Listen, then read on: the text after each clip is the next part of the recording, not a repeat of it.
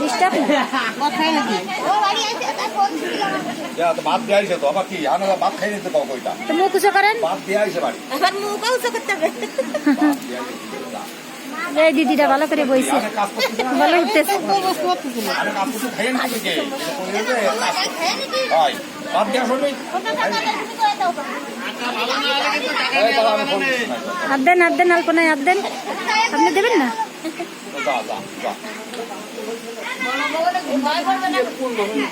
দিলে তো শুয়ে পড়তাম